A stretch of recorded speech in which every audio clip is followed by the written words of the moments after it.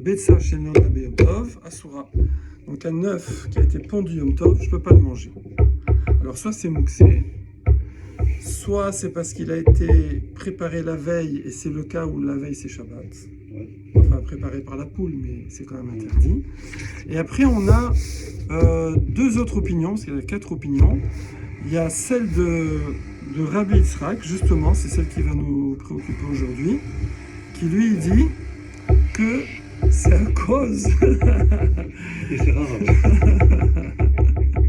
C'est à cause de Mashkin chez Zavou. Ça veut dire, vous n'êtes pas sans ignorer que si j'achète des fruits à jus, alors on a peur que je les srite, que je les presse.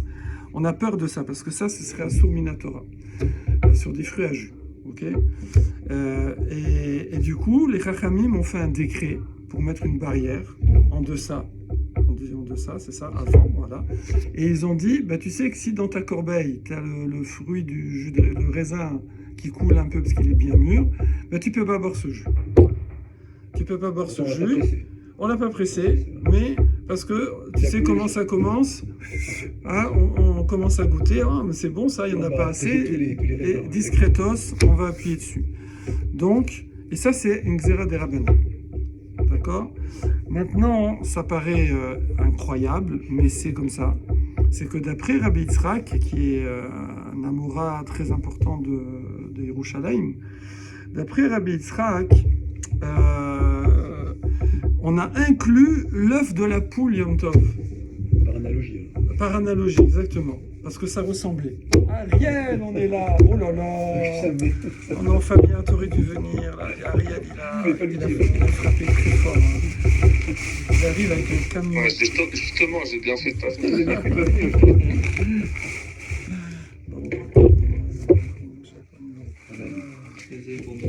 Ah, bah écoute, quand tu viens comme ça, on te pardonne.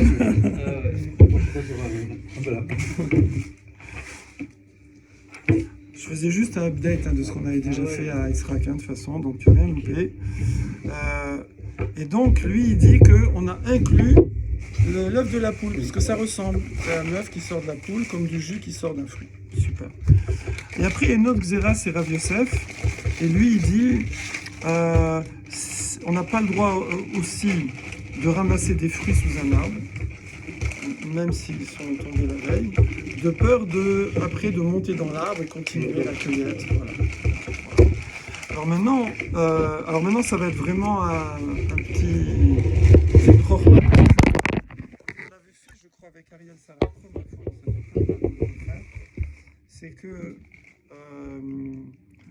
on va prouver, mais d'une façon pas évidente, que Rabbi Yochanan, il tient comme Rabbi Yitzhak. Alors vous allez me dire, bon, pourquoi on se fatigue autant, parce que ça va quand même prendre une douzaine de lignes, ouais. Parce que vous n'êtes pas sans ignorer qu'il y a le Talmud Bavli, le Talmud Yerushalmi. Le Talmud Yerushalmi, en plus, est plus fort que le Bavli. Dans les patrons, les deux premiers du Bavli, c'est Rav et Shmuel. Okay, le patron, c'est Rabbi Yochanan, le patron du Yerushalmi. Il faut que je retrouve ces feuilles-là, mais si on fait l'arborescence de Rav à Talmid, bon là il y a Rav Shmuel et sa part en dessous, tac tac, d'accord, ensuite il y a Rabba, Rav Yosef, Abaye, Rava, mais là-bas Rabbi Yochanan, tout part de lui, boum boum boum boum boum, d'accord, donc c'est the best. Voilà. Et the best de Bavli, si on peut dire, c'est Rav. C'est lui qui a écrit le Zohar, c'est l'élève de Rabbi Shimon Bar Yochai. Et donc, les Rav, quand il y a une marloquette Rav et Rabbi Yochanan, la halacha est comme Rabbi Yochanan. Donc vraiment, Rabbi Yochanan, c'est le plus fort au niveau des premiers Amoraïm qui sont la transmission des Tanaïm aux Amoraïm, ceux qui transmettent toute la Torah. Donc, c'est pour ça que la Torah, la Gemara, elle ne va pas laisser ça comme ça. Elle va, parce que Rabbi Yitzhak pense à un Amora, c'est d'ailleurs un des élèves de Rabbi Yochanan, mais il n'était pas aussi central que Rabbi Yochanan. Donc de dire que Rabbi Yochanan il tient comme Rabbi Yitzhak, c'est un méga soutien. D'accord ? Voilà. Alors maintenant, comment on va prouver que Rabbi Yochanan il tient que l'œuf, ça ressemble au jus de fruits ? Alors on y va, c'est parti. Bon, on est là, Gimel Hamoud Bet, en plein milieu de la page. Rabbi Yochanan, c'est le premier mot de la ligne, hein, un tout petit peu en dessous du milieu. Rabbi Yochanan Savar, Gzera Mishun Mashkin Shezavu. Il pense que l'œuf de la poule Yom Tov, c'est un décret des Rabbanan, à cause, en package, avec un liquide, un jus qui a coulé d'un fruit. D'accord? Pourquoi? Parce que Rabbi Yochanan, il avait un problème. Vous vous souvenez qu'on avait fait ça la toute première fois? Je crois qu'on l'avait fait. Rabbi Yochanan, mais c'est vraiment un exemple de... Hein? Avec le moutzel? Non. C'est vraiment l'exemple du truc Chokhmah, quoi. Voilà, clever. C'est Rabbi Yochanan, il avait un problème. Il avait une contradiction entre deux enseignements de Rabbi Yehuda. Alors, Rabbi Yehuda, c'est les Tanaïm. Hein. On remonte au-dessus. Rabbi Yehuda, c'est... Voilà. Rabbi Yehuda, c'est élève de Rabbi Akiva. Au-dessus. D'accord. Très important, hein, Rabbi Yehuda, on a vu Rabbi Yehuda, Rabbi Shimon, dans Mouxé, c'est les patrons. Donc des Rabbi Yochanan ramaient des Rabbi Yehuda à des Rabbi Yehuda. Lui, il disait, moi j'ai un enseignement, donc des Tanaïm de Rabbi Yehuda, un enseignement A, et j'ai un enseignement B qui ne vont pas ensemble. Tellement ils ne vont pas ensemble, et c'est des Mishnayot en plus, hein, c'est pas des Braitot. Parce que les Mishnayot, elles ont été vérifiées par Rabbi Yehuda Anassi. Et là, c'est des Braitot, c'est Rabbi Chia qui les a checkés, mais c'est moins garanti qu'une Mishnah. Et bien, tellement il a un problème, Rabbi Yochanan, qu'il va même inverser les Shitot dans une des deux Mishnayot pour que ça colle. C'est pas une chidote. Un avis. D'accord? On va avoir une marloquette. Il va dire, bon, ben, faut... à four, on inverse. Ça veut dire, on va dire que dans la transmission, on a échangé les deux protagonistes. Ce qui est très fort dans une Mishnah, dis-moi. Parce qu'en plus, c'est Bet Shammai, Bet Hillel. Du coup, quand tu inverses, c'est grave, parce que là, c'est comme Bet Hillel. Donc, des Rabbi Yochanan, alors on fait dans les mots. Rabbi Yochanan. Dans votre cas, c'était comme Bet Shammai, il me semble. Au tout début. Alors, non, c'est comme Bet Hillel, hein, là. Simplement, il est Mekil, c'est ça que tu voulais dire. Dans la Mishnah, ce qui est exceptionnel, c'est que c'est que des marcotot où Bet Shammai est plus cool que Bet Hillel, ce qui est exceptionnel. Mais c'est pas les 18 cas où la halakha comme Bet Shammai. Ça existe, mais c'est pas ceux-là. Là, la halakha comme Bet Hillel. D'accord. Un petit coca, c'est bon.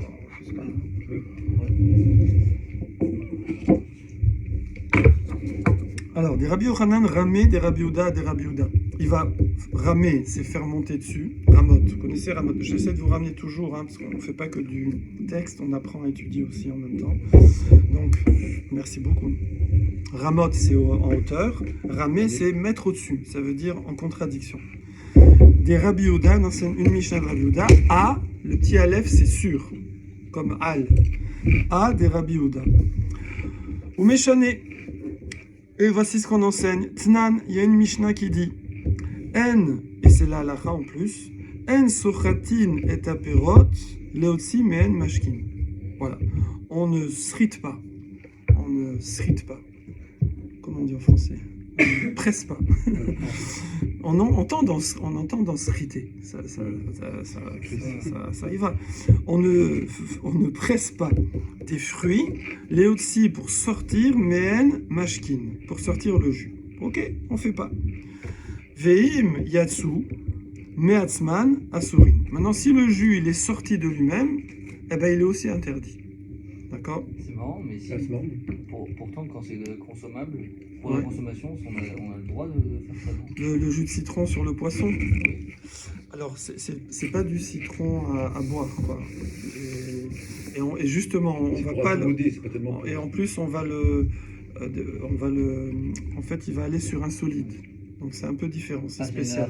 Ouais, c'est spécial, c'est spécial. Parce que je peux pas le faire dans un verre, par exemple. Je peux pas presser mon citron dans un verre et rajouter du sucre, par exemple. Un jus d'orange pressé, on n'a pas le droit. Alors si c'est des oranges pressées, des oranges à jus. Ça, c'est un sort de Minatora, et je pense que des oranges à manger, ça doit pas être top des Rabbanan aussi, mais on va.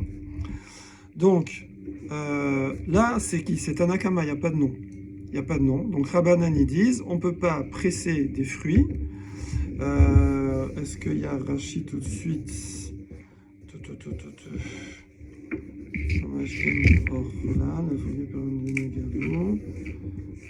Je voulais juste vérifier si Rashi dit qu'on parle bien de fruits à jus. Hein. Bon, apparemment il ne le dit pas, mais bon. A priori c'est ça. Donc, Mehatzman. Et Rabbi Yehuda Omer, alors voilà, c'est Rabbi Yehuda qui précise après. Je me souviens qu'il y avait quelqu'un qui disait. Donc Tanakama, c'est Rabbanan. Majorité des Tanaïm, eux, il n'y a pas de distinguo. Il n'y a pas de distinguo. J'ai des fruits, je ne les presse pas. À jus, pas à jus. À manger ou à jus, on s'en fiche.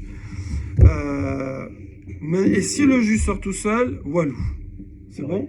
Voilà, donc c'est Mahmir. Bah, ok. Rabbi Yehuda Omer, non, ça dépend. Rabbi Yehuda, ça dépend. Im leochlin, si j'ai acheté ces fruits pour les manger, donc on va dire des oranges à manger par exemple, ou des pommes.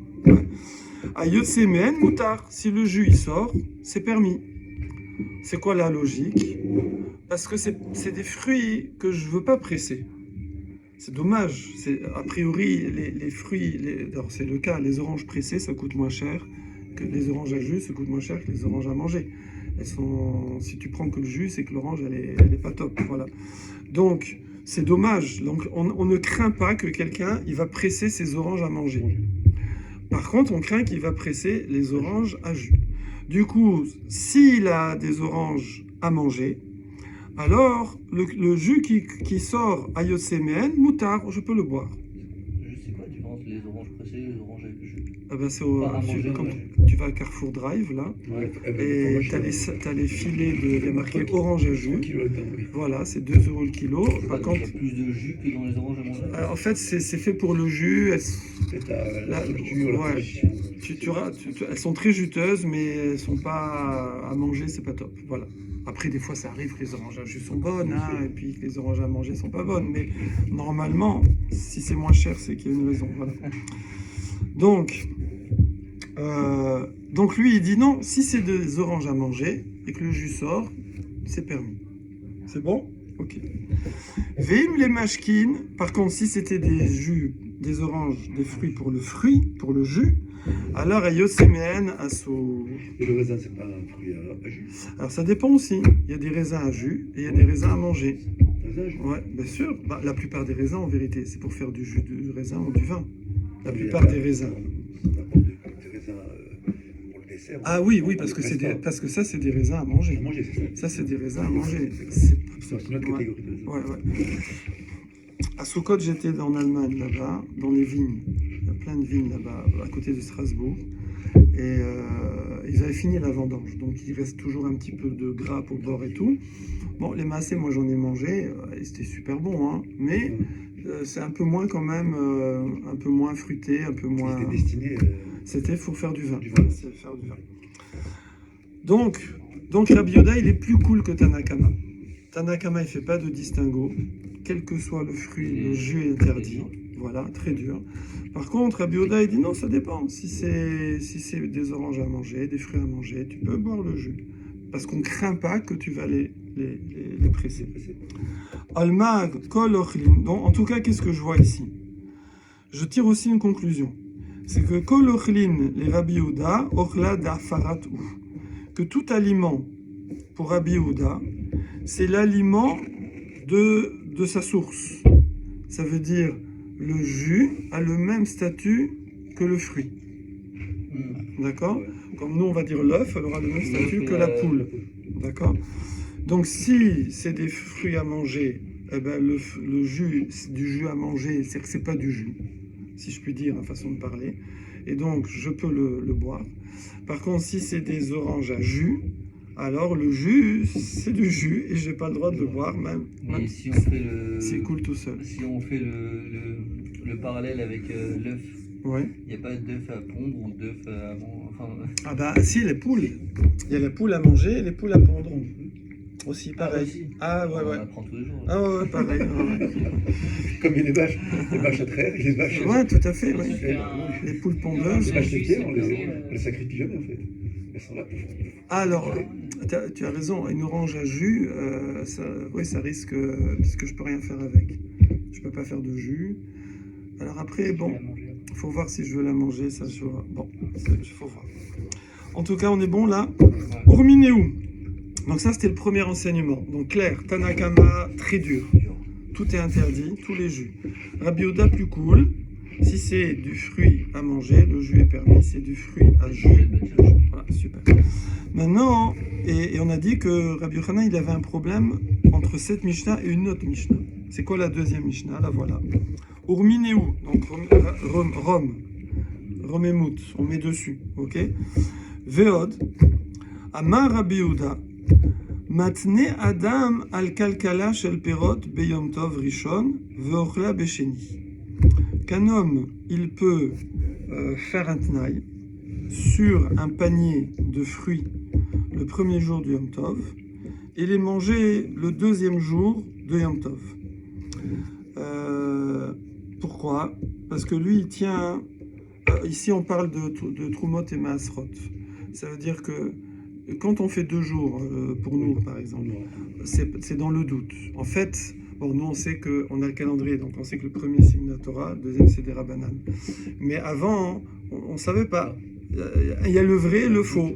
Peut-être le premier, c'est le vrai, le deuxième, c'est le faux. Peut-être le premier, c'est le faux, le deuxième, c'est le vrai. Du coup... Quand moi je reçois, j'ai mes fruits là, et c'est Yom Tov, je dis ah, j'ai pas prélevé Maasrot et Trumot, mince, je peux pas le manger. Je suis en Israël et tout, ou en France aussi sur des fruits de là-bas. Donc je suis bloqué. Alors le premier jour, je peux pas les manger. Mais je peux dire, si le premier jour, aujourd'hui c'est le vrai, alors je vais prélever, mais c'est rien. Et le lendemain, je pourrais reprélever, ce sera mangeable. Et si le premier jour, c'était pas le vrai, alors j'ai prélevé. Et donc demain, quoi qu'il, je pourrais manger ces fruits. Bon, mais c'est pas notre sujet. Ne vous angoissez pas, c'est pas notre sujet. C'est pour la suite. Maintenant, Vechen, c'est surtout pour la suite, parce que c'est bon, c'est dans la même Mishnah, mais ça ne nous dérange pas. Vechen, et après, dans cette Mishnah, il y a marqué Betsa, Shenolda Berishon, Teachel Besheni, qu'un œuf qui est né le premier jour, je peux le manger le deuxième jour. Pourquoi? Je veux dire pareil. Parce que soit il est né Yom Tov, mais demain c'est plus Yom Tov, donc ça y est. Ou aujourd'hui c'était la semaine, et demain c'est Yom Tov, je peux le manger parce qu'il est né la semaine. Ça, super. Hein? C'est la halakha. Ouais, bien sûr. Ok. Donc, Betsa Shenolda Berishon, Teachel Besheni. Donc, qu'est-ce que je vois en tout cas dans cette Mishnah? Je vois dans cette Mishnah que Besheni in, que le deuxième jour, je peux manger l'œuf. Ah, il y a une contradiction énorme avec la Mishnah. Ah, bravo. Berishon, l'eau. Mais le premier jour, je peux pas le manger l'œuf. D'accord? Je peux pas le manger. Bon. Ça veut dire... pourtant, là, on parle de quelle poule, là?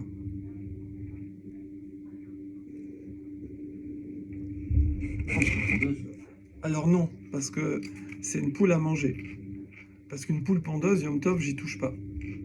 Quoi qu'il. C'est du gaspillage. N'importe qui. Oui, ça coûte plus cher une poule pondeuse. Ah, les juifs, il y a pas, on fait pas. Non, selon tout le monde.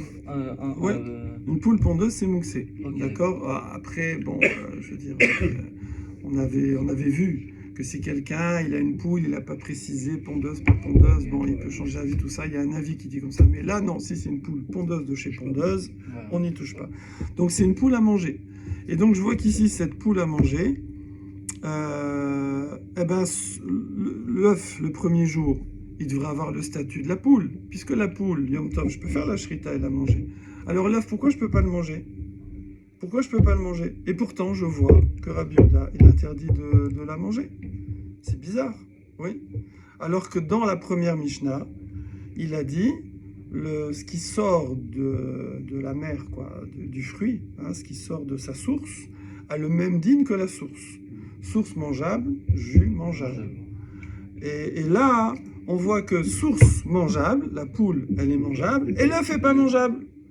C'est bizarre, d'accord? Peut-être c'est que d'un sens. Hein? Peut-être c'est que d'un sens, c'est pas une équivalence. Ça va de aliment à source, mais pas de source à aliment. Là, dans les deux, ça va de source à aliment. Ça veut dire, je projette le din de la source sur son produit. Sur l'aliment, ok. très Le bien. produit C'est le- a le même din Que que la source. Ok, mais alors. Et je vois, donc ça, apparemment, c'est la Shita de Rabbi Yehuda. Mais dans la première Mishnah, c'est clair, c'est comme ça qu'il fait. Ouais. C'est comme ça qu'il permet. C'est comme ça qu'il a permis le jus de fruits, des fruits à manger. Parce que les fruits sont à manger, donc le jus est à manger. Et dans la poule, il fait pas ça. Pourquoi dans la poule, il fait pas ça? D'accord? Et donc, il est gêné, Rabbi Yochanan, à cause de la contradiction de ces deux Mishnot. Et qu'est-ce qu'il fait? Umeshane Rabbi Yochanan. Du coup, qu'est-ce qu'il va répondre Rabbi Yochanan à cette contradiction? Eh bien, il va dire Mouch lefet ashita. Il va dire, eh ben moi, j'inverse. J'inverse. Rashi, là c'est la quatrième ligne des Rashi, à la fin. Umeshane Mouch lefet ashita. Shita amishna den sochatin ve'ipur de Rabbi Yehuda le Rabbanan. Ça veut dire dans la première Mishnah, je vais inverser Rabbi Yehuda et Rabbanan sur le coup des jus de fruits. Je vais dire en vérité, non, c'est Rabbi Yehuda qui est très dur, qu'il en a rien à faire de la source. Même si la source, elle est à manger, le fruit, il est interdit. Le jus est interdit. D'accord? Et c'est Rabbanan qui était cool dans la première Mishnah, et donc on s'est trompé en transmettant cette Mishnah. Voilà, d'après Rabbi Yochanan, il y a eu une erreur de transmission. Voilà, d'accord? Alors, voilà, ça c'est un sujet en soi. Maintenant, nous, qu'est-ce qu'on cherchait avec ça? On cherchait à prouver que Rabbi Yochanan, il tient comme Rabbi Yitzhak, que l'œuf a interdit le jour de Yom Tov, alors parce qu'il y a les trois autres raisons, mais à cause du fruit qui coule. Pourquoi? Parce que sinon, on aurait pu dire, mais non, excuse-moi, tu compares deux trucs qui ne sont pas comparables. Oui, alors c'est ce que dit la Gemara. Puisque Rabbi Yochanan, il méramé toujours, il met dessus, ça veut dire il oppose. Léou à 2D, ceux-là ensemble, c'est de l'araméen, ensemble à 2D. Ouais, Echad ala sheni. Shma mina chata amaou. Donc je vois de là que pour lui c'est la même raison, c'est la même logique. Que quoi? Que l'œuf, il est considéré comme un jus de fruits. Parce que sinon, il y avait une réponse très simple. Au lieu d'inverser une Mishnah, c'est très grave d'inverser une Mishnah. On dit qu'on s'est trompé dans la Mishnah, c'est très grave. C'est Rabbi Yehuda Nassi. Peut-être lui, il s'est pas trompé, mais après qu'on l'a transmise, on se serait trompé. C'est très grave. Alors, ça aurait été mieux de dire, non, mais ne compare pas deux trucs qui ne sont pas comparables. Là, c'est une histoire de jus de fruits. Et là, nous, on est sur autre chose, on est sur la poule. Donc, par exemple, l'histoire de Rabat, comme on a vu, on a Mouxé, je sais pas, autre chose. On aurait pu trouver autre chose. Et comme ça n'a rien à voir. Je peux pas les mettre dans le même sac. Puisqu'il les a mis dans le même sac, ça veut dire que pour lui, c'est la même raison. Donc, pour lui, un œuf est interdit Yom Tov à cause de Xera Mashkin chez Avou, à cause des jus de fruits, comme Rabbi Yitzhak. Voilà la démonstration. Ça va?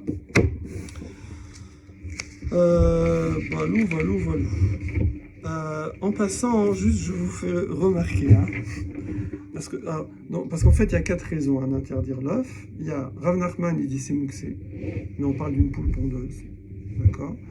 Ensuite, on a Rabat, qui dit c'est parce que c'est quand il y a un Shabbat avant Yom Tov et la poule a préparé de Shabbat pour Yom Tov ou le contraire. Okay. Et ensuite il y a Rabbi Yitzhak qui dit à cause du jus, on l'a mis dans le package des jus de fruits. Okay. Et il y a Rav Yosef qui dit ça ressemble à un fruit tombé de l'arbre. Ouais.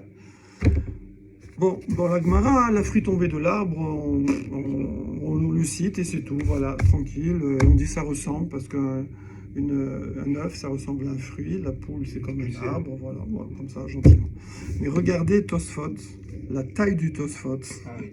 Xera Shemaya Levitlosh, je sais pas ce qu'il veut Tosfot, mais il est énorme, il fait presque une page. Waouh, là, faut quelques heures. Voilà. C'est à Voilà. propos d'où? Alors, si vous voulez, on peut juste attaquer le début, hein. Il dit Vetema. Il dit, moi je m'étonne. Lama li haitama delekaman. Pourquoi j'ai eu besoin d'une certaine raison plus loin, dans le Daf Kaf Dalet. Bon, alors, donc, automatiquement, il faut d'abord aller faire la Sougia Daf Kaf Dalet là-bas. Gabé Nochi chez Evi Doron. Là-bas, hein, c'est le cas d'un non-juif qui amène des cadeaux à un juif. A priori, pendant Yom Tov. Oui.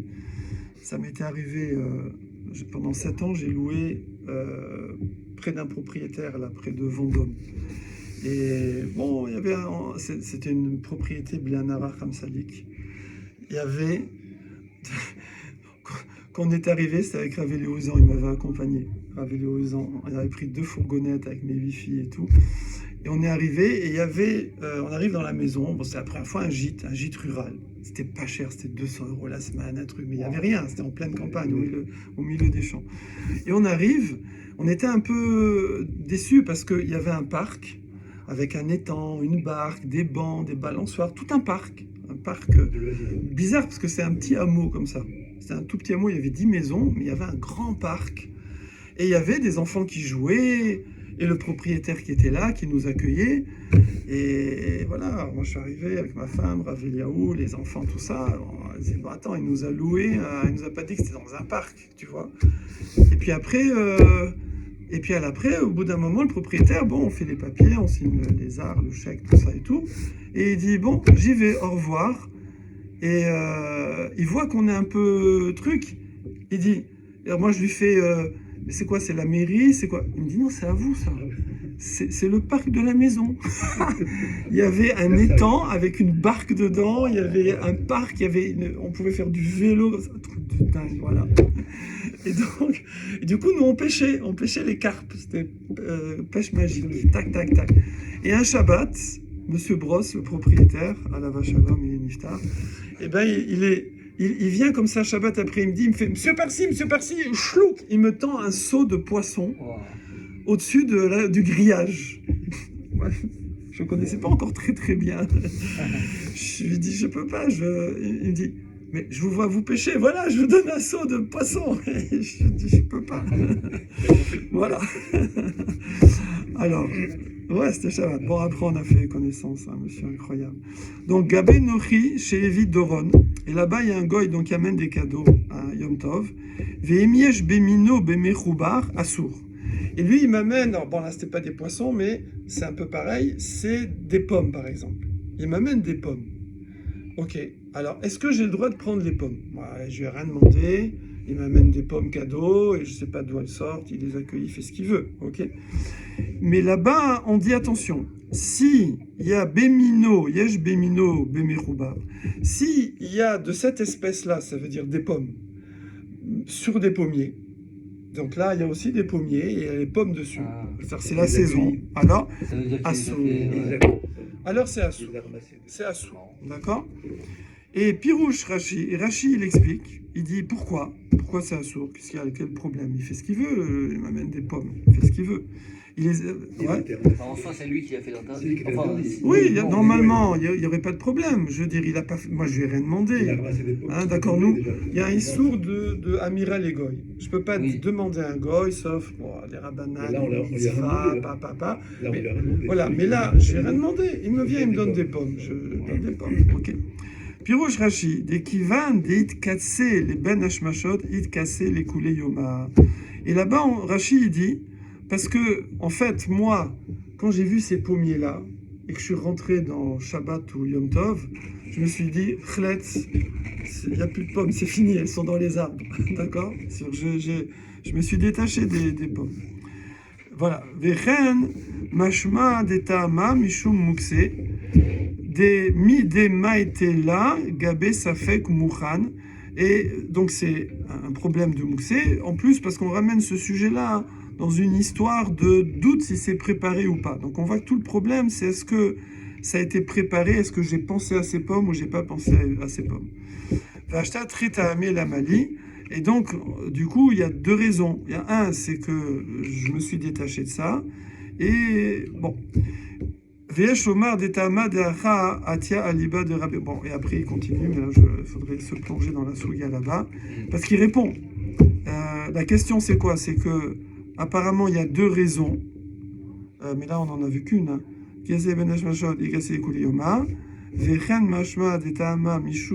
Ah oui, et aussi Mishum Mukse. Bon, il y a deux raisons, une seule suffirait. Bon, faut aller voir la page. Et si vous avez été J'ai même pas ramassé compris la veille, question. si vous avez été comme ramassé la veille, Hein? en fait, la question de savoir si elles ont été ramassées le jour ou la veille. Bon, faut aller là-bas, je sais pas, parce que bon, après, il part et en fait, il ramène plein de sources, hein. Il ramène ce Shabbat, Tafkuf, Gimel. À chaque fois qu'il y a une parenthèse, c'est une autre Mara. Hein. Donc là, c'est le genre de Tosfot, quand tu es au collège, ça te prend la journée, quoi. C'est comme ça, ouais. Il faut aller voir chaque Mara, faire la Gemara, faire Rashi, faire Tosfot, voilà. Ça remet en question toute ta vie. Voilà. Carrément. Mais voilà. Sur perturbé. Mais à la fin, tu as les neurones, ils sont huilés. Hein. Ils sont huilés, des Tosfot comme ça, voilà. Ok. Alors, on reprend dans la Gemara. On tourne la page. Donc, Dav Gimel Amud Bet. Donc, en tout cas, lui, Rabbi Yochanan, à cause de ça, il a inversé la première Mishnah et il a fait que Rabbanan, qui était dur, c'est cool. Rabbi Yehuda, qui était cool, c'est dur. Et comme ça, il n'a plus de problème. Mais... donc ça c'est Rabbi Yochanan, le premier du Talmud Yerushalmi. Mais Ravina, qui est à la fin du Talmud Bavli, Ravina et Ravashi, c'est eux qui ont compilé le Talmud Bavli. Lui il dit, moi je t'arrange le truc, t'as pas besoin d'inverser. C'est génial, parce que c'est 4 générations plus tard, Bavli qui est normalement moins fort que Yerushalmi, et lui il a trouvé, bon après il y a certainement une raison, alors ça c'est en Iyun profond, tu vas chercher pourquoi Rabbi Yochanan il a pas dit ça, d'accord? Viravina Amar, Léolam Lotifour, non on n'inverse pas, non laisse les Mishnayot comme ça, laisse les Mishnayot comme ça. En vérité il va dire un truc très simple, hein. Il va dire un truc très simple, il dit Verabi Yehuda, les divréem des Rabbanan Keamar Léou. En fait, Rabbi Yehuda, quand il parle dans la Mishnah, ouais, il parle, lui, il dit pas ce qu'il pense. Il dit pas ce qu'il pense lui. Il pense les divréen. Il pense dans la Shita selon les paroles de Rabbanan. Ouais. Ça veut dire, il se dit, attendez, d'après votre Shita à vous, votre avis à vous, d'après votre avis à vous, et il raconte un truc. Mais en fait, lui, il tient pas ça. Ok? Par exemple, ça arrive dans un couple. Donc, je fais un truc rigolo, allez. La femme, elle est là, elle est sur Amazon avec la carte bleue. On sent le vécu en ce moment, voilà.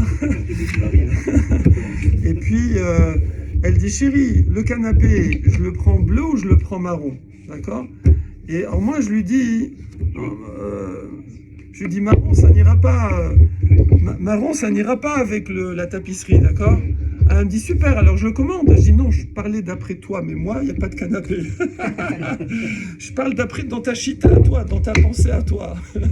mais d'abord, demande-moi, est-ce que je veux acheter un canapé? Non. D'accord, bon, on en a commandé un. Alors, donc, alors comment ça marche? Les Didi, en fait, qu'est-ce qu'il pense, le Rabbi Yehuda? Les Didi, c'est-à-dire pour moi. En vérité, Afilou, Berishon, Nami, Sharia, Deorla, Deafaratu. En vérité, le premier jour du Yom Tov, mon œuf, il est permis. L'œuf pondu, le premier jour du Yom Tov, pour moi, il est permis. D'accord? Parce que, on va voir pourquoi. Mais il est permis. Ah bah, il dit pourquoi, pardon. Parce qu'on parle d'une poule à manger. J'ai le droit de la manger. Et comme je vous expliquais dans la Mishnah qui parle des jus de fruits, si le fruit, j'ai le droit de manger, le jus, j'ai le droit de manger. Ben là, la poule, j'ai le droit de la manger. Et ben, l'œuf, qui est le jus de la poule, j'ai le droit de le manger. Donc moi, en vérité, cet œuf-là, je permettais de le manger. Maintenant, quand je vous parle dans la Mishnah, je parle pour vous. Pour vous qui avez interdit le jus de fruits. Parce que vous n'en avez rien à faire de la source. Pour vous, dès que y a une risque d'embrouille, que je risque de presser des fruits, Tous les jus sont interdits. Et vous collez pas le digne de la source sur le produit pour le permettre. Alors c'est ça que je vous dis. Maintenant, pour moi, il est permis. Mais, et là, les dit trou, mais pour vous, Odouli, reconnaissez-moi, malgré tout, miat, cependant, des béchéni charia. Mais ce que je vous dis, c'est que, ok, le premier jour, vous l'interdisez l'œuf, ok. Parce que pour vous, c'est comme ça, à cause des jus de fruits, on interdit les œufs qui ont été pondus en tov. Ok. Mais le premier jour, mais le deuxième jour, comme il y a un des deux qui est faux, alors on devrait pouvoir le permettre. C'est pour ça, moi, quand je vous parle, je parle dans votre chita à vous. Mais pour moi, tu peux le manger même le premier jour. D'accord? Et pourquoi? Parce que des shtek gdushot en. Parce qu'en fait, c'est 2 jours du Yom Tov, c'est 2 gdushot. Il y en a un qui est kadosh et un qui est chol. Mais simplement, on ne sait pas lequel. Ok? Et là-dessus, les Rabbanan, ils vont répondre, les Rabbanan, et Rabbanan, il dit non, désolé, nous on dit Gdusha Achat I. C'est une seule Gdusha. Nous on dit que, alors ça c'est tout un sujet, c'est une seule Gdusha. Pourquoi? Parce que là, je ne vous l'avais pas dit, mais on parlait de Rosh Hashanah. Voilà, et là c'est spécial, Rosh Hashanah c'est spécial. Voilà. Rachid le dit. Et c'est l'Agmar Rosh Hashanah, bon, on l'a fait l'an dernier, on a fait tout Rosh Hashanah le matin, mais ils vont en reparler plus loin. En diaspora, en Israël, il y en a plus. Comment? C'est pas la bonne diaspora. Oui, tout à fait. Ouais, tout à fait. Ça va, Fabien? Est-ce que quand tu mets ta tête comme ça dans la Gemara, tu oublies la douleur? Le cerveau ne peut pas penser à deux choses en même temps. Il y avait, Ça aide. il y a des grands rabbinim, tu sais, je sais plus qui avait fait ça, j'ai oublié les noms. Il devait se faire opérer et on lui dit bon, on va faire une anesthésie. Il dit anesthésie quoi? Ça veut dire quoi? Ben, vous allez dormir et tout, 1 heure avant, et après 2 heures après, réanimation. Il dit ça va pas, bon, je vais perdre 3 heures d'études. Non, alors laissez-moi juste le temps que je me rentre dans la souga, et après vous pouvez opérer. Et ils ont fait comme ça. Je sais plus lequel c'était. Il faut demander à ChatGPT qui c'est qui a fait ça. Truc de dingue, voilà. Bon, les Avdil, il y a des yogis qui arrivent à faire ça aussi. Voilà, c'est que les gens, ils sont tellement polarisés sur quelque chose. Ça perd 2 heures en même temps. Ouais, ils sont plus là. Très bien. Dusha achat i point. Alors maintenant. Oh bonsoir. Quoi déjà vous êtes là?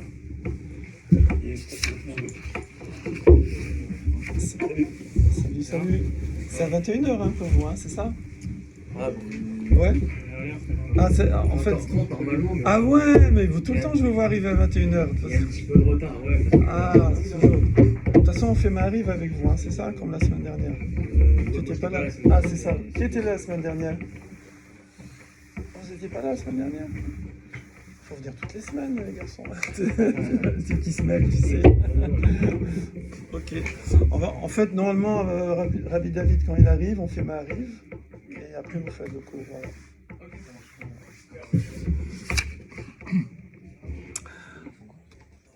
Eux, ils ont cours le mardi soir, mais d'habitude, ils commencent. Ouais, ils arrivent avec David. Hein? Un jour, oui. Ouais, mais c'est à 9h. Ouais. Enfin, à 9h, officiel 8h30. Mais... Comment? Comment? C'est mardi soir. Ah, maintenant, c'est mardi. C'est toujours été mardi soir. Hein? Et mardi soir, bien le Jura aussi. Ouais, c'est passé mercredi, ça il m'a dit. Alors on y va. Ravina Bre de Ravula. Ravina, le fils de Ravula, Amar, Acha. Ici, de quoi on parle? Betarnogolet, Aomedet, les Gadel, Betsim. Donc il y a une autre explication. On parle en fait d'une poule pondeuse, pas d'une poule à manger. Rabbi Yehuda l'étamé des lettres les mouxé. Et Rabbi Yehuda, lui, en vérité, il tient mouxé.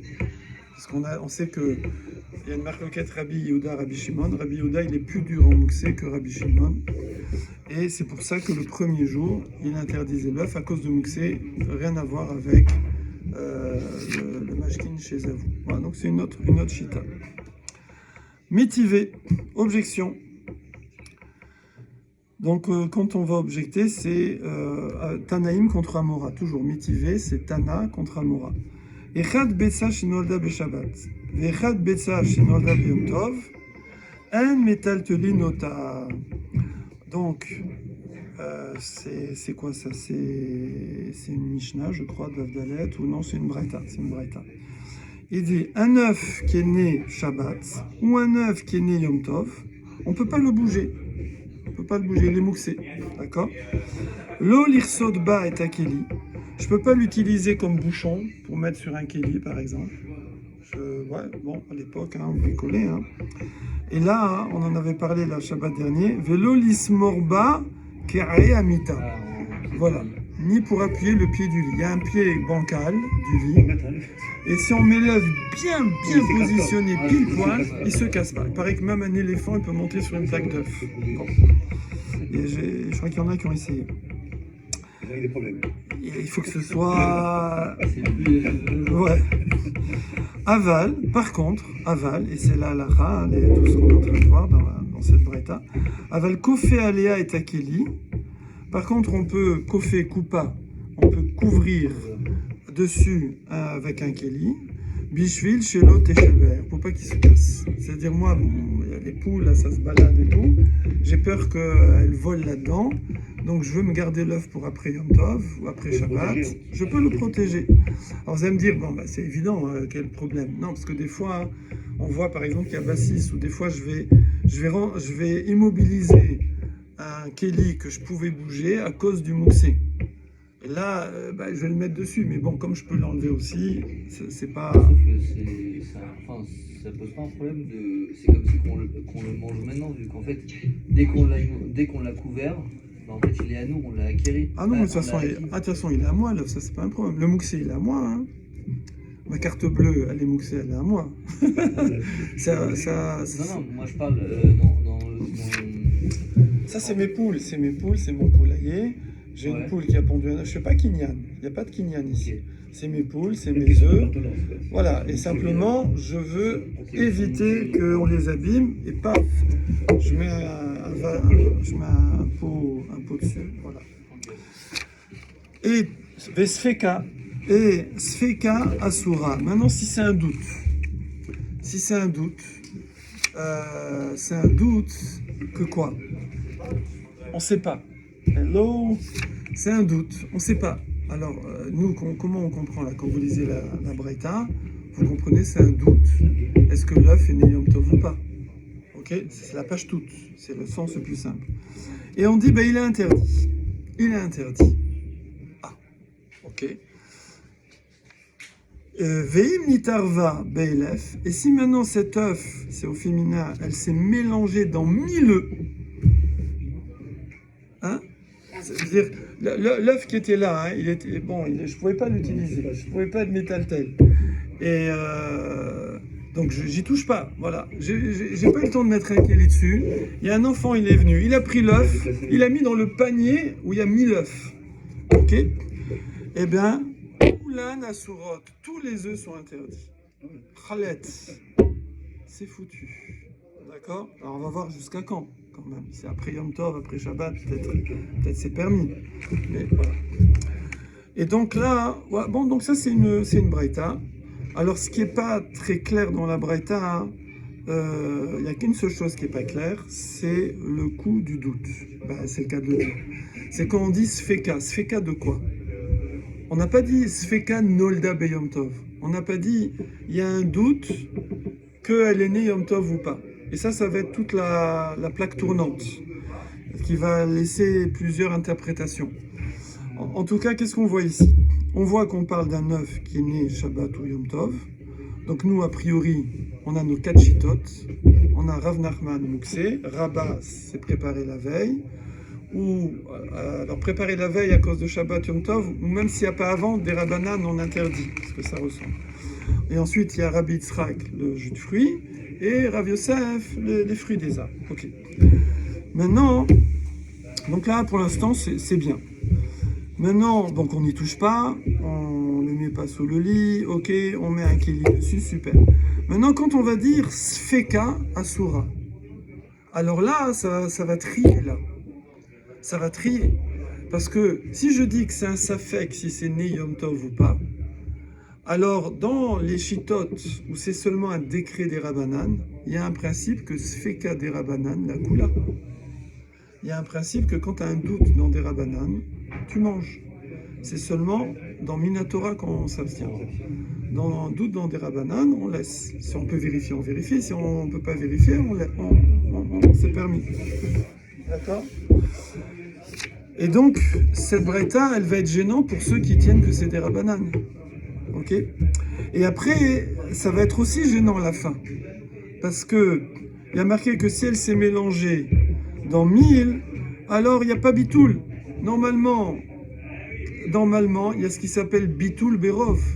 Normalement, alors attention, hein, c'est pas une côte de porc dans des côtes d'agneau, hein, parce que ça se voit, ça se distingue. Mais dans ce qui est liquide, on connaît c'est un 60e, c'est 60, voilà. Mais dans le solide, voilà ces petits bonbons là.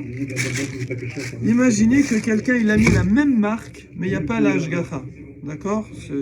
Haribo, je sais pas, voilà Haribo. Il a mis du Haribo pas kasher. Mais c'est le même. Et, on a... et là, il y en a combien? Il y en a 12. Il suffit qu'il y en ait 5. C'est-à-dire que il y a 5 qui sont pas kasher, mais la majorité sont kasher. Bon, ça paraît dingue, hein, mais on peut les manger. Et ouais, c'est fou. Hein. C'est fou, hein. Il y a Batel Berov, c'est dingue. C'est dingue, ouais. Alors on verrait qu'il y a des conditions, il y a des trucs, il y a des exceptions, etc. Mais il y a un principe comme ça qui s'applique parfois.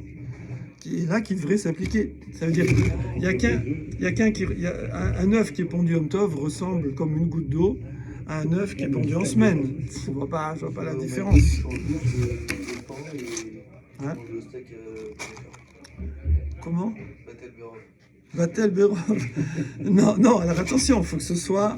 On ne puisse pas les distinguer. Donc si c'est un sandwich, tu peux pas. Si c'est bon, c'est distingué. Voilà.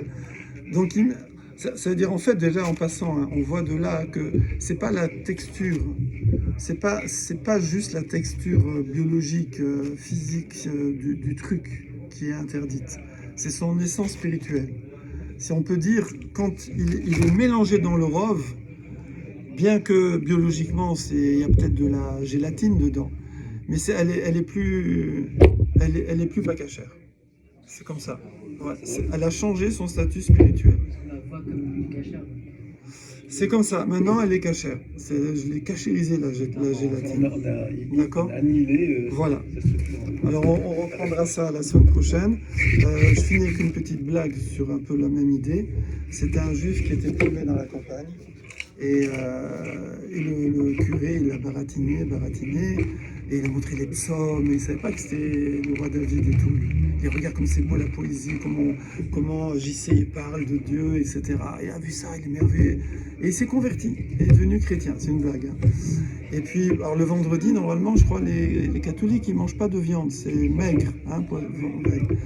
Alors donc, il a pris le juif, il l'a trempé dans le baptême, là, en fait, ça vient de chez nous, le mikvé, il l'a trempé, il lui dit, maintenant, t'es chrétien, ok? Donc, il a dit non. Et le curé, il vient voir s'il fait bien les choses. Et il débarque le vendredi, il le voit, il est en train de se manger un steak de ouf. Il lui fait, dis-moi, c'est vendredi, on mange que du poisson. Ah non, je l'ai pris, le steak, je l'ai mis dans l'eau, j'ai dit, t'es poisson. Voilà, Fazak. Une fois chez les mains, Fabien, les attachés. תודה רבה, חזק וברוך. Des profs d'examen, il y a